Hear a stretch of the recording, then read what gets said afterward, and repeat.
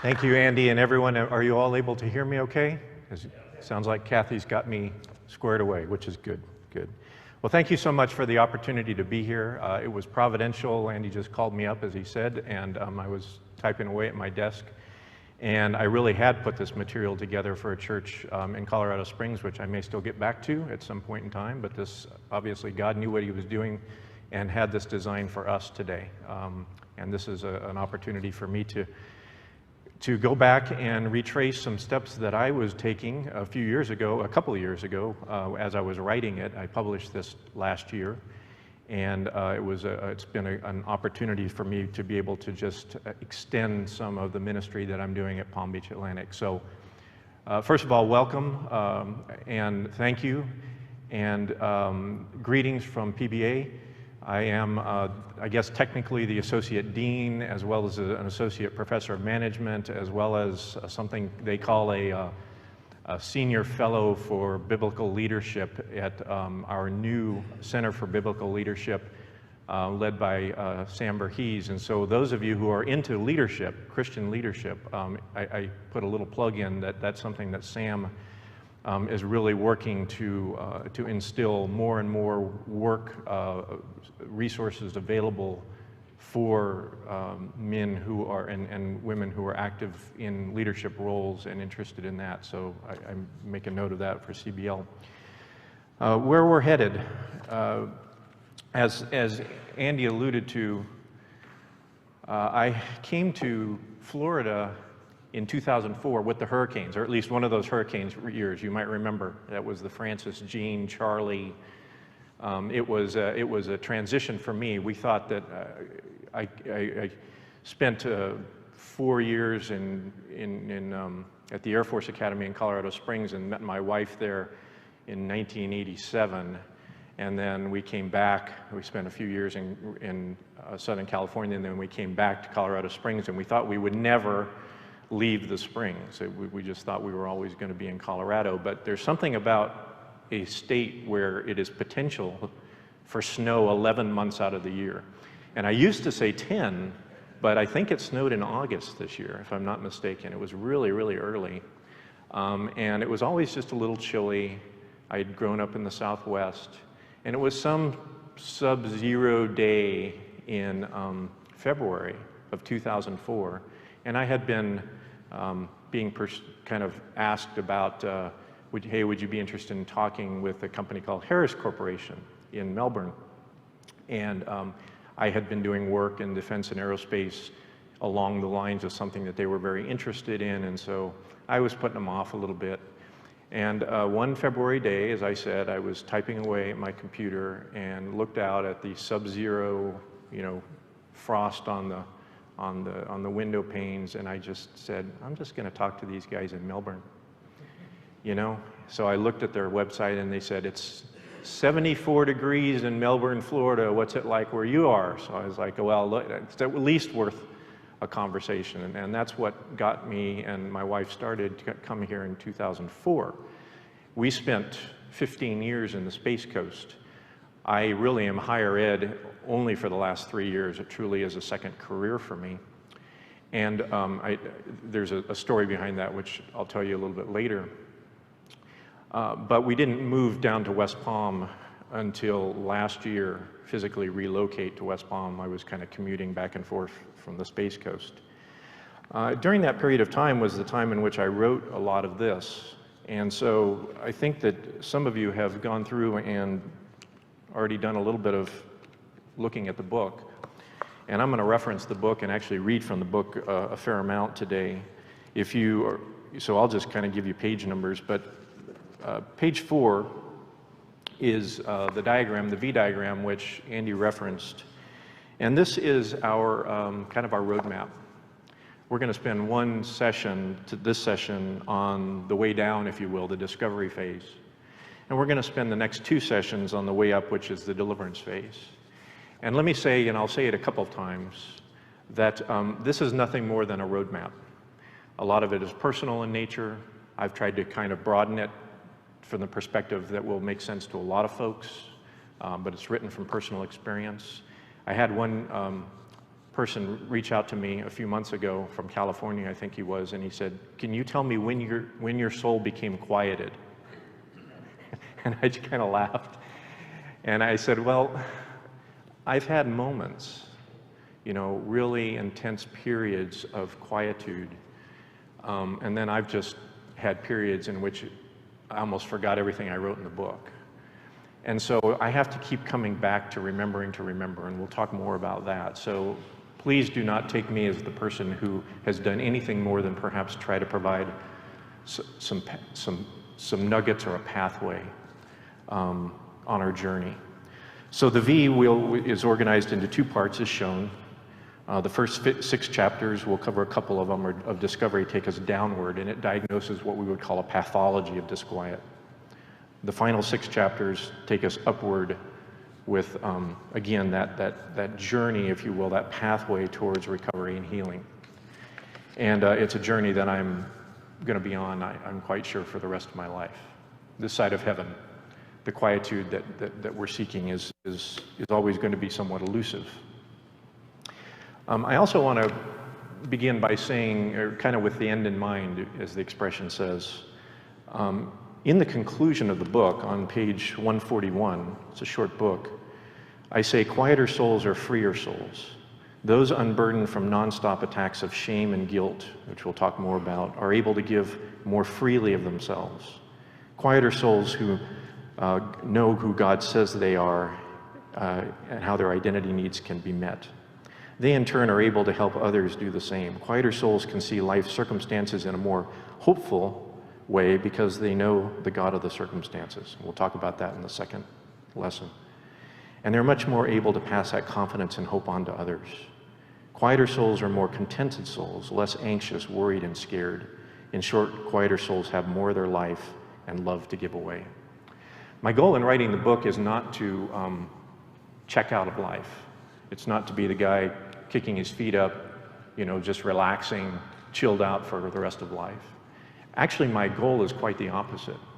My goal is that we would be unshackled and unburdened to some degree from a lot of the stuff that we just bring into our lives, which candidly hold us back from being everything that God has designed us to be, the purpose that God has given us to be.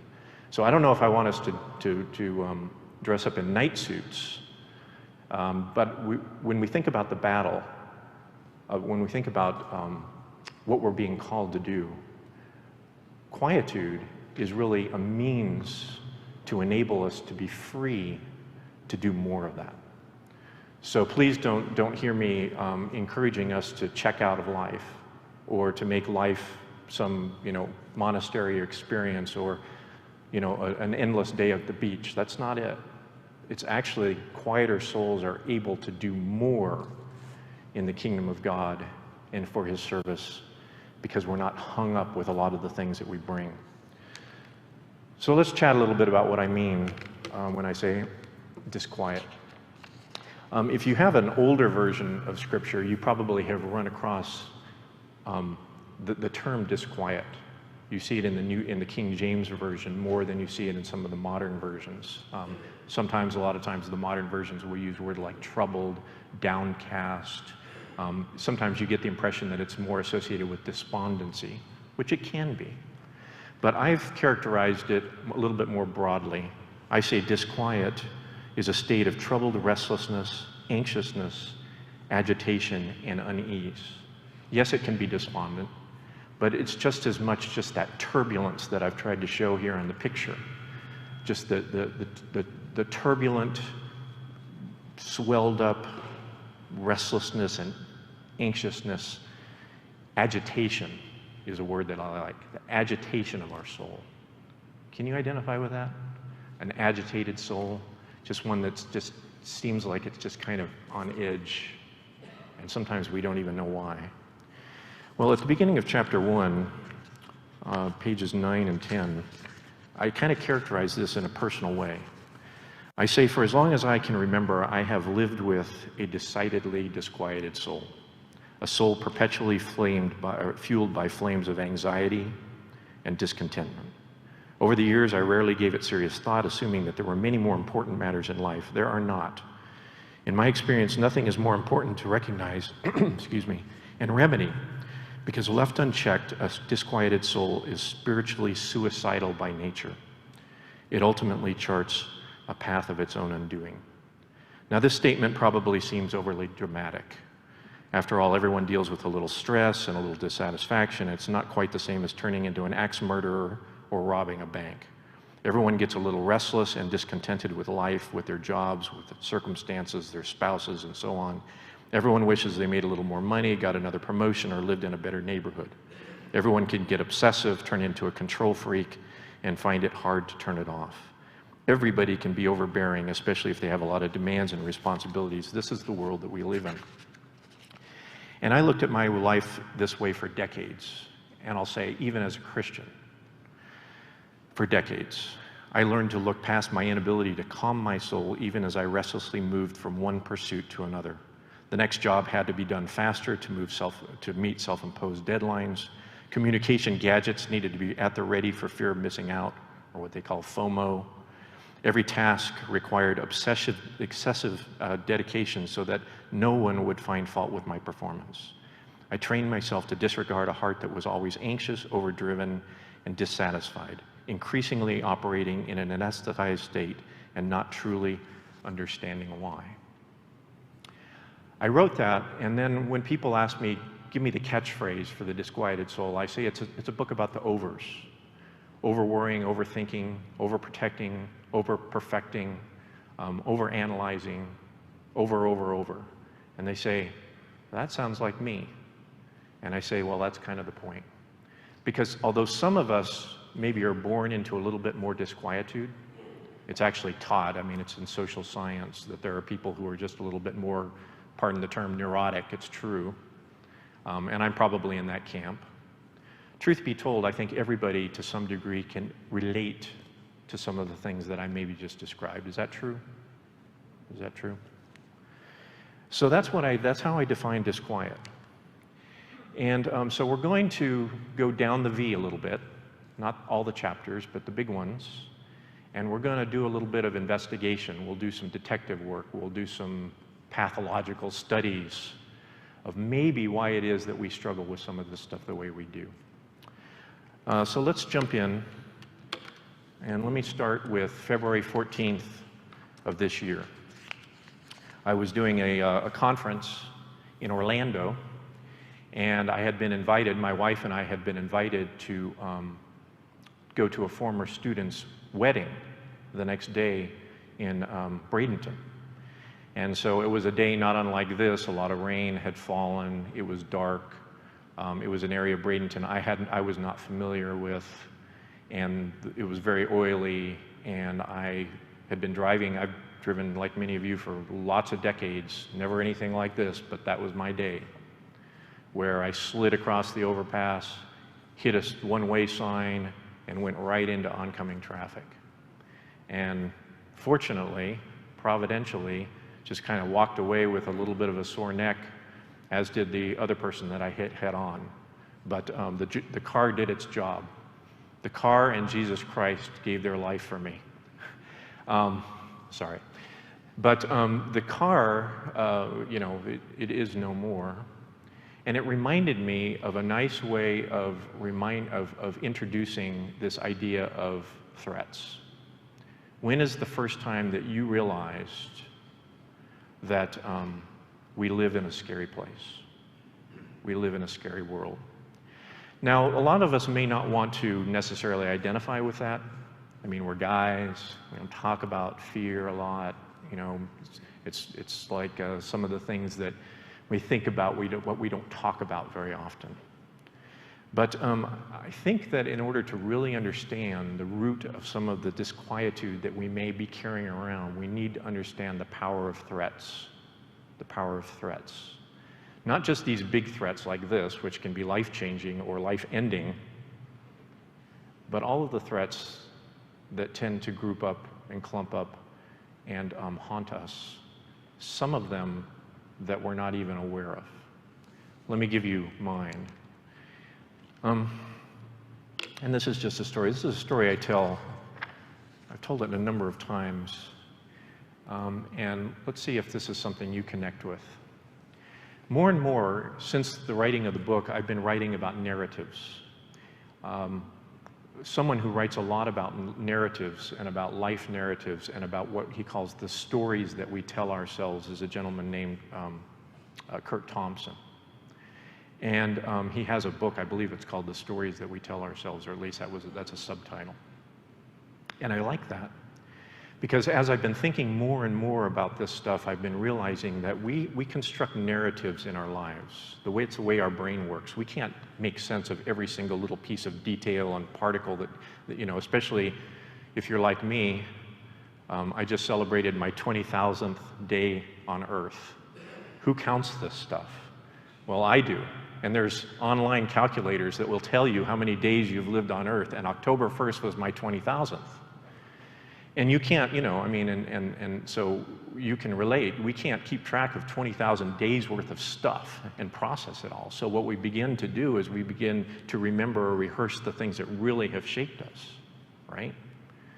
And a lot of those things come from our developmental years, the parents that we had, the influences that we had, the stories that were told us, the messages that came to us as young people, and as we developed and as we grew, and beyond our formative years.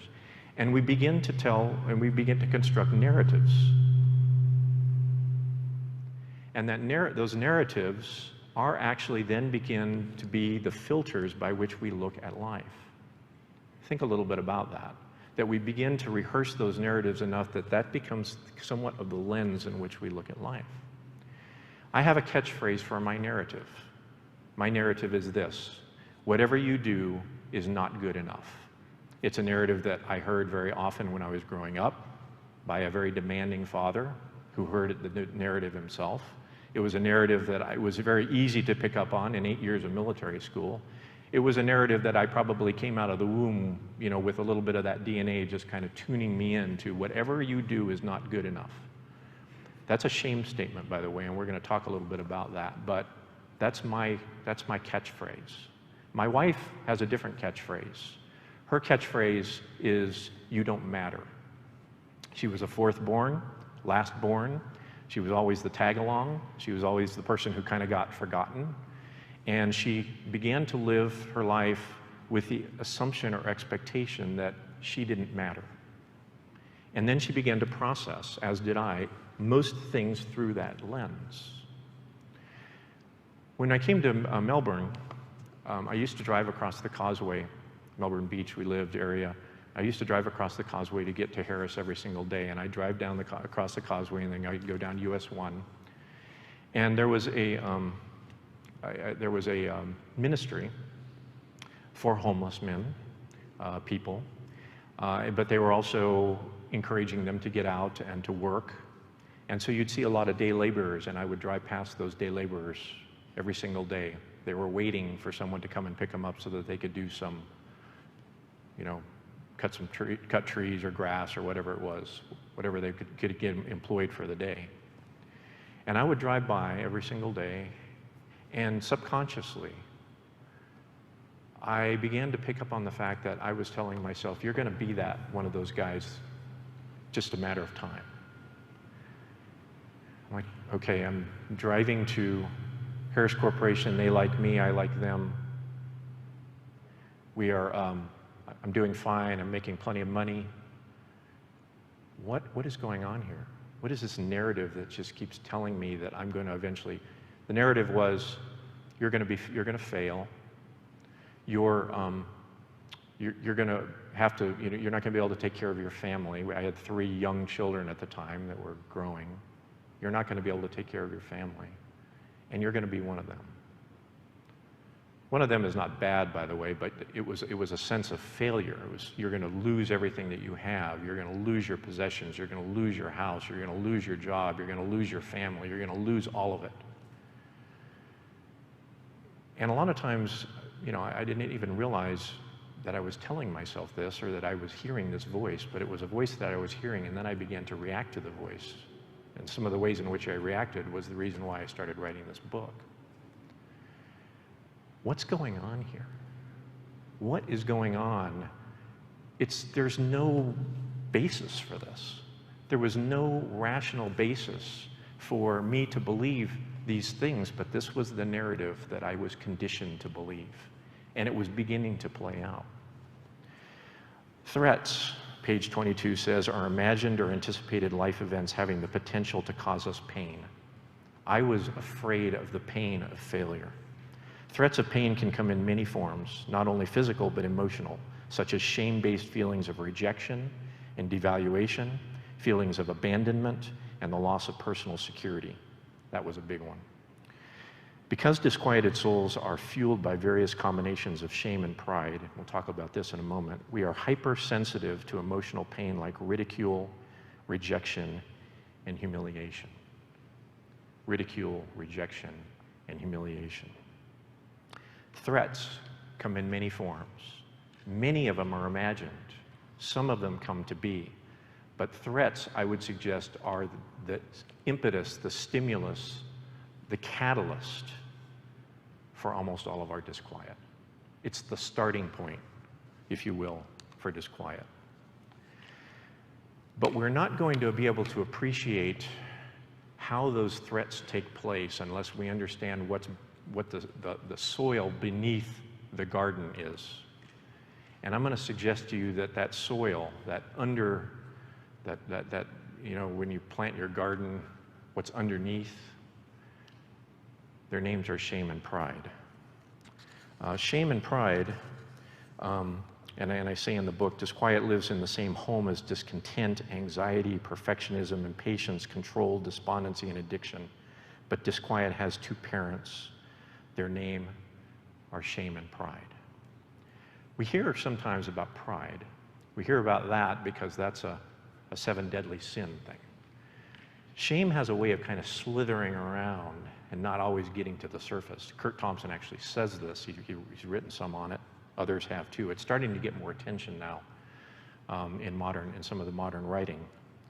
But what I would like to suggest to you is that shame and pride are two sides, opposite sides of the exact same coin. And let me tell you what I mean.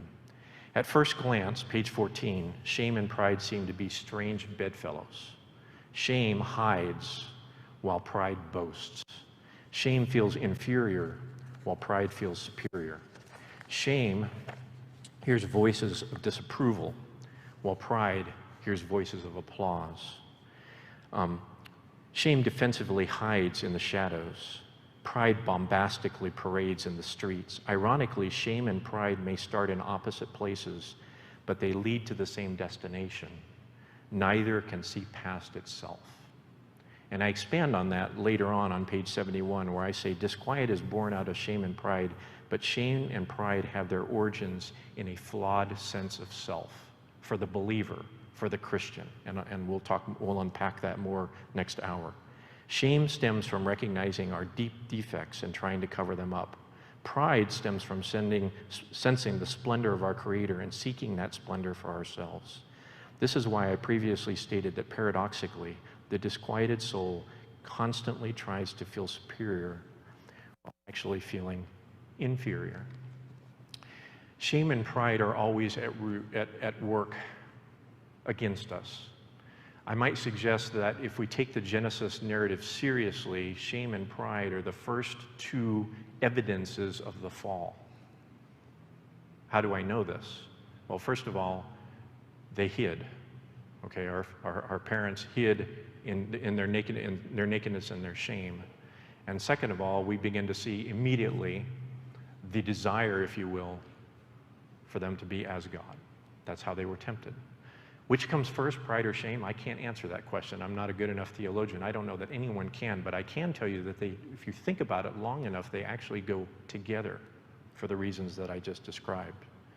If you hold on to that idea for a moment, let me take you then to how this all kind of plays together. And let me try to put this whole, this whole pathology together. Disquiet, I say, almost always visits us through fear of life's threats, fueled and triggered by shame and pride. The threat comes but the threat itself doesn't have itself the power, but when it's fueled by shame and pride, it can take root in disquiet. It's not always so easy to put this stuff together, so let me give you a couple of examples, and we'll come back to these. These are what we might call archetypes. They're people that I know, or groups of people that I know, but I've obviously changed the names to protect the innocent.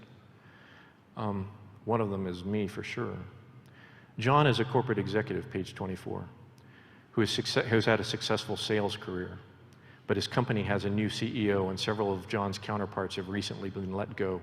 His anxiety rises as he fears for his job. That's the threat. And he feels powerless to change the outcome. He busily prepares his resume and refreshes his professional connections, but he can't shake the fear that his job may be coming to an end. Not coincidentally, John finds himself increasingly familiar with a given place at the bar where he can calm his anxieties for a while. The liquid courage makes him feel more powerful, and with a drink in his hand, he can stand up to the world. But his soul is anxious, and he's increasingly enslaved to the bar room. We'll talk about that slavery in the next chapter, in the next session. But just think about John for a moment. Randy is a successful professional who grew up with a learning disability and was picked on as a child. He entered adulthood with a chip on his shoulder, worked harder than the rest, and achieved a position of prominence in his company. But he still hears the critical voices and imagines that people are laughing at him behind his back.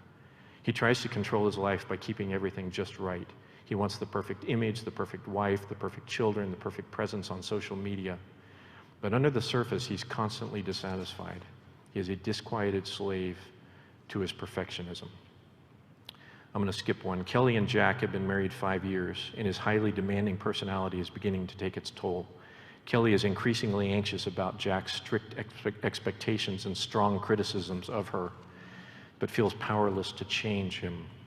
She has always been fit, but she becomes increasingly obsessed about her body image. She becomes more dissatisfied with the way in which she looks and consistently sees herself as overweight. She's beginning taking laxatives and venturing into unhealthy fasting. Her soul is distressed, and she is a slave to eating disorders. Let me do one more. Pete. Pete is by nature an introvert whose parents tended to neglect him in his youth. He grew up on his own, proud of his own self-sufficiency, but he always hears painful voices of rejection in his head. He struggles with feelings of insecurity and abandonment, believing that he has no control over them. Over time, he's carved out a life in which he can live withdrawn, isolated, and alone. His soul is harassed, and he is a slave to the self-protected isolation that he has created to steel himself against others. We're going to unpack these a little bit more, but let me suggest that every one of these has a high degree of a threat. Some of it is professional and financial. Most of it is personal, through rejection, through anger, through being looked down upon, from being isolated. All of them have threats, but the power of the threat comes when it tickles the voice of shame. And sometimes that voice of shame rises up and becomes the voice of pride. Every one of them are hearing shame statements. You're not good enough. Whatever you do does not matter. You're ugly. You'll never amount to anything. You're stupid, right? You get the point? Every one of those scenarios has the fuel that's under the fire of what's driving the people to respond the way that they are is because it's pushing a shame button. And I would say, in part, also pushing a pride button. We'll unpack that a little more. The accusations would not have power if the shame was not present in the garden. But because the shame is so present in the garden, the accusations have more than power. They have the power to basically drive these people, each one of these people, and so many more, into a pattern or a pathology of disquiet. Let me just spend the last couple of minutes explaining then what we do with that. And we saw it in some of these examples. First of all, many of us, we try to over-control. All of us whenever we're faced with a threat, we'll do some controlling. And some of it is very healthy. Like, for example, if we have the threat of a hurricane, we'll probably take reasonable action. That's not what I'm talking about. While everybody, I say on page 23, naturally tries to control circumstances, the disquieted soul is given to what I call over-control. Because shame and pride are inherently self-protective, we go to extreme lengths to anticipate and manage any threat that might bring us pain. However, the worry and the anxiety and the obsessive behavior stemming from this over-control increases our disquiet. The more distressed we feel, the more we try to over-control, and this often leads to a perpetual cycle of emotional turmoil. Those of you who are science or engineering folks in the room, you remember your physics class about resonant frequencies? You remember your YouTube video with bridges, you know, and it just hits the right frequency and the bridge starts doing this and it starts going this and it goes to instability and pretty soon it blows apart. There are some famous YouTube videos like that. If you know, they're kind of cool to watch as long as you're not sitting on the bridge. It's what I'm talking about. There's actually an engineering analog to instability. And that's the kind of instability that I'm talking about, where we try to over-control our circumstances to such a degree that we basically drive ourselves crazy doing it. We spend so much time trying to control our circumstances and guard ourselves from the threats of pain and shame. But most of us who are rational human beings know that we can't totally control everything. So then many times we reach out. None of us control all of life situations, I say, and so the combination of anxiety over threats, stress associated with over-control, and feelings of helplessness often drive us to use coping mechanisms to adapt or escape. These coping mechanisms can be substances like drugs and alcohol, process behaviors like sex, gambling, or gaming, or control behaviors like perfectionism. Whatever form we choose, we try to avoid anxiety or despair, often replacing it with something that offers us the illusion of escape or control. Think about John at the bar, increasingly at the bar, trying to escape the fear of losing his job. But at the end, the coping mechanism itself often becomes our functional master. And we're going to talk about cruel masters next session. So how do we put this whole thing together? What would I suggest? Well, I had to draw a few diagrams. I'm sorry, I have 2 engineering degrees. So here's the second one in the book. First one was the V. And here I try to pull it all together. Threats of pain and shame. That's where it starts, in many forms. Physical pain, emotional pain, fears that may come to pass, fears that often don't come to pass, things that fit the narrative of our life story. Encourage us to over-control and over-protect ourselves, which often leads to obsession and disquiet. And or rely on coping mechanisms, often leading to addictions and more disquiet. And we go through this circular pattern of behavior, even believers, over and over and over again, and many times not even really realizing what we're doing. You know what I mean? Not really even paying attention to what's happening to us, but just kind of responding, just kind of subconsciously going through life doing this kind of stuff, not realizing the toll that it's taking on us, and not realizing the freedom which we've lost because of it. And that's just what's going on the inside. I didn't spend a lot of time, certainly I wrote this pre-COVID. I'm really concerned about what we're going to find when we peel back the layers of what has happened as a result of the isolation associated with COVID, the mental health issues, the addictions. We know a little bit about it. I'm certainly not a student of this, but I think we'll be writing about it and studying it for many years to come. This is stuff that I wrote before COVID. Page 19, if we seek to quiet our souls, we will get little help from this present world. We inhabit a culture that prizes, even glorifies busyness and stress. While many of us bemoan that we are too busy, busyness is actually our modern badge of honor. One expert writes, this is success in America. Progress equals fast, which equals success, a recipe for addiction. Society is now dominated by beliefs, attitudes, and ways of thinking that elevate the values of impulse, instant gratification, and loss of control to first-line actions and reactions. I want it now, do it now, are valued mantras for today's with-it person, young or old. Add to instant action the belief that there are no limits to human power, no limits to action, no limits to success, fueled by the grandiosity and omnipotence of these beliefs, and people get high on the emotions of endless possibility with no need to ever stop or slow down. And rather than exploring ways to reduce our frenetic behaviors and their accompanying stress levels, we often appear intent on finding ways to increase them. And it's really weird, and Andy said this, COVID didn't necessarily seem to fix that, even though we had more time to ourselves.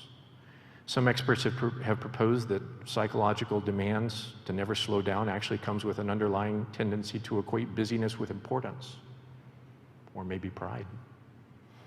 That we derive psychological significance from a busy life, lifestyle, and task list, and job. We crave the vicarious achievements of having successful children, and grandchildren now. These kinds of things in turn drive stressful activities, the associated stimuli that keep us addicted and coming back for more. It's a vicious cycle that one specialist attributes to a reluctance to deal with ourselves on a deeper and more personal level. She states, if we're dancing as fast as we can, then we don't have to think or get immersed in what's not being satisfied in our lives. We're running away from our own unhappiness. I spent most of the time, and I'm going to wrap up here, I spent most of the time talking about what's going on inside of us. The pride, shame, fuel, the over-control, the coping mechanisms, the threats of shame and pain. But we've got a lot of stuff from an over-anxious world, from an overly disquieted world that's pounding down on us. It's all the noise, it's all the churn, it's all the stress. We're not getting any help from the outside.